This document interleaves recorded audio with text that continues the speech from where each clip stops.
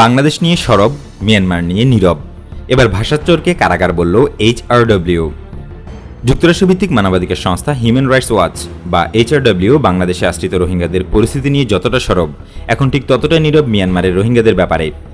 HRW সোমবার প্রকাশিত এক প্রতিবেদনে রোহিঙ্গাদের জন্য অস্থায়ী আবাসস্থল নোয়াখালীর ভাষাঞ্চরকে সাগরের মাঝখানে কারাগার বলে অভিহিত করেছে। অথচ কিছুদিন আগে জাতিসংঘের শরণার্থী সংস্থা ইউএনএইচসিআর এর প্রতিনিধিরা ভাষাঞ্চরকে কক্সবাজারের চেয়ে অনেক ভালো বলে মূল্যায়ন করেছেন। এর আগে জাতিসংঘ সাধারণ পরিষদ সভাপতি ভলকান বোজকির বাংলাদেশ সফরকারে বলেছেন, সংকটের সময়ে উদ্বাস্তুদের কিভাবে সহযোগিতা করতে হয় ভাষাঞ্চর তার একটি উজ্জ্বল দৃষ্টান্ত।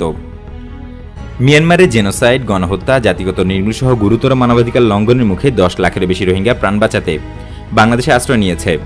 বাংলাদেশ ছাড়া অন্য কোনো দেশ তাদের আশ্রয় দেয়নি।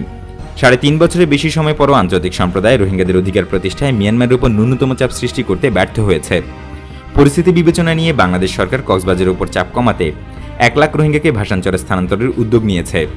এরই মধ্যে 18,000 রোহিঙ্গাকে ভাষাঞ্চরে স্থানান্তর করা হয়েছে। সরকার কক্সবাজার থেকে আরও প্রায় 80,000 রোহিঙ্গাকে বর্ষার পর আগামী সেপ্টেম্বর মাস থেকে ভাষাঞ্চরে নেওয়ার পরিকল্পনা নিয়েছে এবং এই ব্যাপারে আন্তর্জাতিক সম্প্রদায়ের সহযোগিতা চেয়েছে।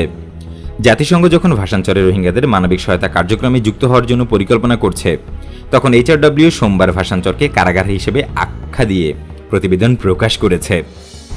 ভাষাঞ্চর নিয়ে আন্তর্জাতিক কিছু বেসরকারি সংস্থা বা এনজিও ও গণমাধ্যমে অব্যাহত নেতিবাচক প্রচারণায় ক্ষুব্ধ বাংলাদেশ সরকার গত 1 জুন পররাষ্ট্র মন্ত্রণালয় এক বিজ্ঞপ্তিতে জানিয়েছে, অবশ্যই মনে রাখতে হবে যে রোহিঙ্গারা মিয়ানমারের নাগরিক।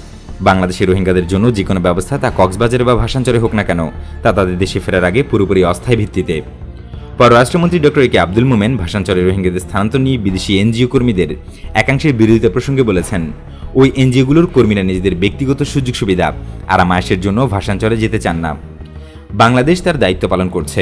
ওই এনজিও সহ আন্তর্জাতিক সম্প্রদায়ের উচিত মিয়ানমারের দিকে দৃষ্টি দেওয়া এবং সেখানে রোহিঙ্গাদের ফিরে যাওয়ার পরিবেশ সৃষ্টি করা।